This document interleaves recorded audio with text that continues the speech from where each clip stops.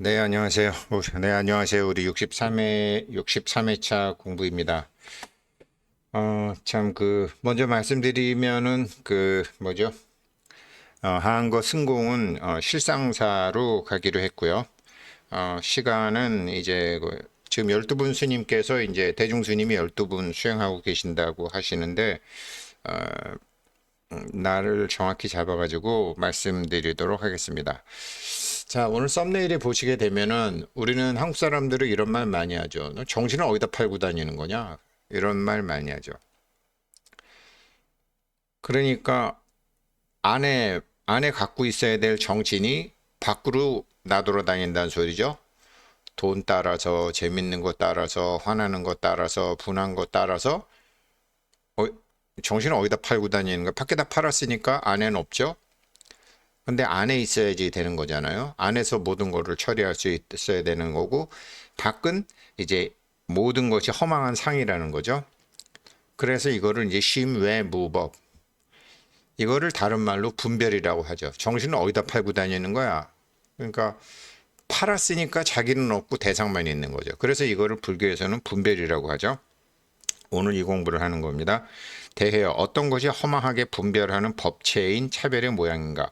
대해여 허망한 분별의 차제인 차별상에는 12가지가 있다. 사실은 수천만 가지가 있지만 가닥을 잡으면 12가지다. 첫째는 말을 쫓아가는 분별. 두 번째는 알 수 있다, 알 수 없다의 분별. 세 번째는 상이라는 것은 형용사, 관형사, 뭐 이쁘다, 좋다, 비싸다, 싸다, 뭐 이런 상의 분별. 넷째는 재물의 분별. 돈 되는데 또 나가죠. 분별하죠.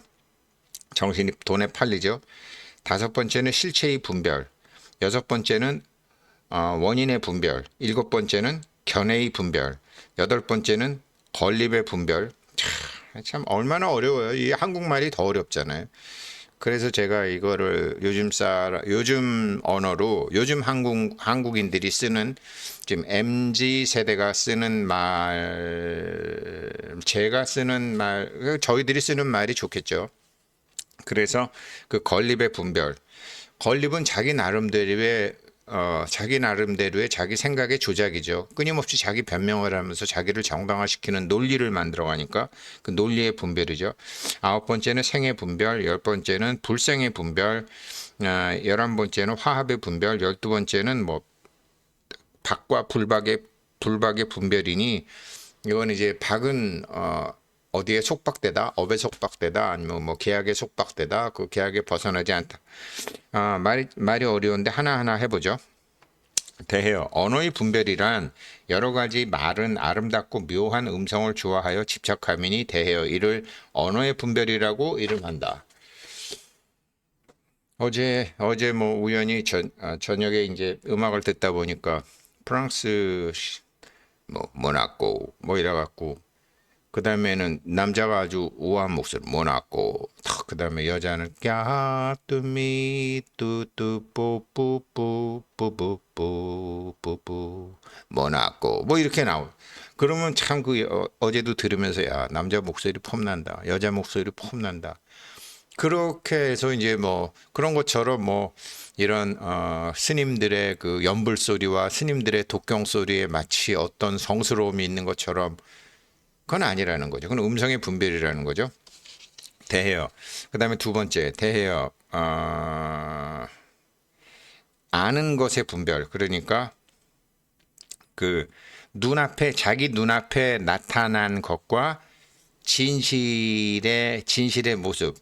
성인들이 수행할 때도 저기 자기 눈앞에 그러니까 자기 눈앞에 나타난 사람, 자기 눈앞에 벌어진 일들은 전부 자기 업이 밖으로 눈에 보이게 나타난 것인데 이것을 가지고서 여러 가지로 어제만 해도 뭐 얼마 전에서는 신림동에서 그런 무차별 사건 사고가 있었고 어제는 분당에서도 있어서 참 아무런 이유 없이 사람들이 다치고 죽고 하는 일이 생겼죠.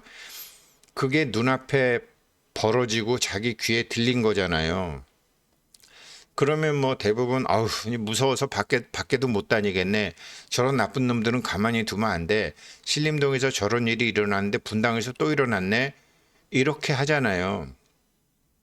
그런데 공부하는 사람들은 그러면 안 됩니다. 왜 그러냐면 그게 내 뉴스에서 내가 봤고 내가 또 뉴스를 본 사람한테 들었고 하게 되면 야, 최소한 이 보리심, 보현심을 가지려면 야, 참 큰일이네. 근데 세상에 저런 일이 안 생기려면 어떻게 해야 되지?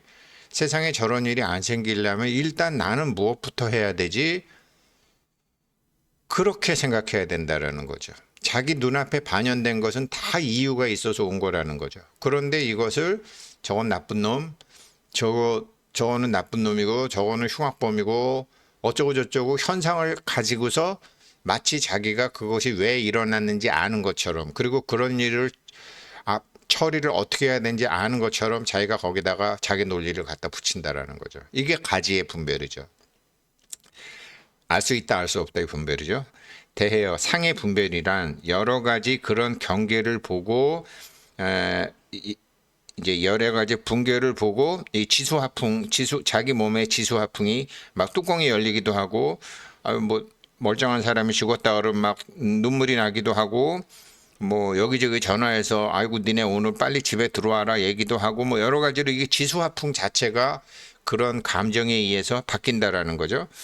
그래서 눈에 보이는 그것, 귀에 들리는 그것을 고집 자기한테 그것이 반영됐다라는 거를 모르고 그거를 뭐 자기 아들한테 전화하고 딸한테 전화하고 뭐 엄마한테 전화하고 여기저기 전화해서 아유 요즘 더운데 이상한 놈들이 많아 어디 돌아다니지 마세요. 그게 아니라는 거죠. 그러지 말라라는 것도 아니지만 전부 자기 마음 심외무법 그러니까 밖에 벌어진데 그렇게 경계에 팔린다. 이거를 이제 불교에서는 경계에 팔리다 이렇게 하는데 그거를 자기가 안으로 감고 들어와서 세상에 이런 일이 안 생기려면 나에게 이런 일이 안 생기려면 내가 아는 사람에게 이런 일이 안 생기려면 어떻게 하지? 그러면서 자기 안으로 감아서 들어와야 된다라는 거죠. 대해요. 재물의 분별이라는 것은 금, 은 등의 여러 가지 보배인 경계를 쫓아 함이니 이거를 재분별이라고 한다. 뭐 이런 거는 뭐 평생 이제 뭐 제가 증권회사 다니고 하면서 어떤 주식이 좋은지 어떤 펀드가 좋은지 어떤 땅이 좋은지 뭐 어떤 코인이 좋은지 이게 이제 밖으로 대상을 쫓아가는 거죠. 제가 이제 이 우리 불교랑 이제 생테크랑 같이 하면서도 요즘은 이제 생테크 쪽에서 이제 그 파이코인이라는 이제 뗏목을 타고서 이제 돈에 대한 공부, 경제에 대한 공부를 첫째는 제가 저를 시키는 거고요. 두 번째는 이제 같이 공부하시는 분들한테 하는 건데 비트코인을 채굴하건 파이코인을 채굴하건 비트코인에 자기가 팔려서도 안 되고 파이코인에 자기가 팔려서도 안 되죠. 그걸 경계에 팔린다라고 하는 거죠. 경계에 팔리면 나는 없는 거죠. 나는 없으면 어떻게 되는 거죠? 그러면 경계라는 것은 모두 자기 업으로 짜여졌기 때문에 똑같이 무슨 비트코인을 채굴하고 똑같이 파이코인을 채굴해도 나중에 자기 손 위에 올라오는 거는 딱 자기 그릇밖에 안 올라온다라는 거죠. 그러니까 불교에서 운명을 넘어간다, 뭐 사주를 넘어선다라고 하는 거는 경계에 팔리면 안 되고 그 경계에 팔리면 가령 내가 금을 갖고 있다가 금을 팔았다. 그럼 어떻게 되죠? 그럼 나는 금이 없는 거죠. 근데 내가 어떤 경계에 팔았다. 그럼 나는 경계가 팔았으니까 나는 없는 거잖아요. 나는 없게 되면 어떻게 되죠? 그러면 경계의 원리에 의해서 똑같이 비트코인을 10년 채굴을 해도 어떤 사람은 몇백억 몇천억 벌지만 어떤 사람은 뭐 채굴한 코인을 잊어버리든지 자기 암호가 생각이 안 나든지 비밀번호 잊어버리든지 그래갖고 꽝이 되는 거예요. 이게 불법입니다. 그래서 이제 그 파이코인이라는 것을 플랫폼으로 해갖고 뗏목으로 해갖고 이제 공부하는 걸 하고 있는데 그거 하면서도 제가 하고 싶은 말이 파이코인에 팔려가지 마라. 그걸 다른 말로 그런 코인의 분별심을 일으키는 거죠. 대해여 실체 자체의 분별이란 법이 있는 자체의 형상을 전념하기를 이 법은 이와 같고 이와 같아서 다르지 않고 정견의 견이 아니다. 그러니까 무슨 소리냐는 건 일체 법이라는 것도 다 마음 밖에 있는 거거든요. 모든 존재의 실상이라는 것은 없는데 있는 거란 말이죠. 없는데 있는 것처럼 무명의 상태에서 그렇게 보인다라는 거죠. 이거를 존재의 실상을 알게 되면 그 다음에 이제 법계가 굴러가는데 이게 저거 있지만 없는 거야, 있지만 없는 거야. 이렇게 해서 있는 대상을 가지고서 자기가 분별한다 그러면 이거는 정견이야. 아니야, 저건 색이 아니야, 공이야. 이렇게 해서 이렇게 되면 불교는 가난을 추구하는 종교가 되는 것이고 불교는 사회를 위해서 기여하는 바도 없고 불교는 중생을 제도하는 종교가 되지도 않는 거죠. 그런 가르침도 되지 않는 것이. 있지만 없고 없지만 있다라는 것을 다 해야 되는 것이죠. 그래서 있다 없다에 분별하지 않는다. 실체에 분별하지 않는다라는 거죠. 그 다음에 이제 대해여 원인의 분별이란 어떤 인과 어떤 연에서 유와 무를 요별하여 그 원인으로 요별하는 상을 내는 것이니 대해여 이를 인의 분별이라고 얘기한다. 그러니까 뭐 요즘 일어나는 사건도 가해자가 있고 피해자가 있잖아요. 네가 그러니까 내가 그렇지 네가 안 그러면 내가 이러냐라는 걸 많이 하고 재판에서도 뭐 원인을 따지고 다 하잖아요. 그렇지만 우리가 불교에서는 계속적인 세세생생 훈습된 연들이 일어나는 것이지 그 연에는 인도 없고 과도 없는 거죠. 계속 앞으로 가는 거죠. 어디서 이거를 끊어주느냐? 이 인인 줄 알고 이 관주라는 것을 여기서 이거를 자기가 대응을 그러니까 옳다, 그르다, 맞다, 아니다라고 그렇게 계속 뭐 살잖아요. 그거를 어느 순간 모든 것을 다 몽이고 환이고 그림자이고 있어 보이지만 없는 것이고 내가 피해자라고 생각하지만 상대방은 가해자고 내가 피해자라고 생각하지만 지난 생의 원인을 보게 되면 지난 생에는 내가 가해자였고 상대방이 피해자여서 이번 생에 그것을 업을 정산하는 경우 있을 수 있다라는 거죠. 근데 여기서 내가 피해자가 되고 상대방이 가해자 그리고 나는 피해자고 네가 가해자니까 네가 나한테 돈 물어내. 그러면 다음 생에 또 토해내는 이렇게 굴러간다라는 거죠. 그래서 인도 없고 연도 없는데 자기 눈앞에 보이는 거를 세상의 습관대로 하게 되면 뭐 그거는 답도 아니고 고통이 이어지는 거죠. 이건 같은 이치로 견해의 분별도 되는 거죠. 견해의 분별이란 유와 무 같은가 다름 옳고 그름 가해자 피해자 이렇게 눈에 보이는 것에 집착하여 분별하면이 이거를 견해의 분별이라고 한다. 건립의 분별이라고 하는 것은 나와 내 것. 이거는 우리 집. 이거는 뭐 이제 동업자들끼리 이렇게 해서 나중에 싸움이 많이 나잖아요. 처음에 반반씩 했는데 야 너는 뭐 일도 안 하고 내가 다 했잖아. 뭐 이런 식으로 해서 나중에 5대5가 아니라 가져가는 건 내가 더 많이 가져가야 돼. 뭐 그런 것처럼 자기의 노력과 이제 이런 거를 자기가 하는 거죠. 항상 자기는 굉장히 많은 일을 한 것 같죠. 이거는 이제 회사에서도 직원들끼리도 아니 평가를 하다 보면 아니 제가 뭐 했다고 제가 고과를 A 받아 나는 왜 C야 이런 식으로 된다라는 거죠. 그래서 자기가 생각하기에 자기는 많이 한 것 같은데 그거는 자기라는 건립 이걸 이제 자기를 내세움 이런 거죠. 대해여 생의 분별이란 인연에 의지해서 유무법에서 집착심을 낸 것이니 이것을 생의 분별이라고 한다. 부처님은 원래 죽음을 극복하기 위해서 수행을 들어가셨죠. 죽지 않으려면 어떻게 하는 거지? 라고 해보니까 알고 보니나 죽지 않으려면 태어나지 않아야 되는 거네. 그러면 안 태어나려면 어떻게 해야 되는 거지? 라고 생각했더니 이게 무명 상태에 있다가는 계속 태어날 수밖에 없다라는 것을 알게 되시는 거죠. 그래서 무명을 밝혀서 명이 되니까 생을 안 하게 되는 거죠. 그러면 우리가 보기에 뭐 사람도 강아지도 핸드폰도 집도 맨날 재건축한다고 그러고 뭐 50년 됐다고 그러고 차도 20년 탔다고 그러고 새 차가 폐차가 되는 거 아니에요. 그렇게 생과 멸이 다 있는 거잖아요. 생과 멸이 다 있는 건데 생과 멸을 초월하는, 그러니까 없어지는데 어떤 것이 자동차가 처음에 생산이 됐다. 근데 나중에 폐차가 됐다. 그러면 자동차가 생했으면은 생했으면은 생한 채로 있어야 되는데 반드시 멸이 되잖아요. 아, 그러면 생이라는 것은 동시에 멸을 내포하고 있는 거죠.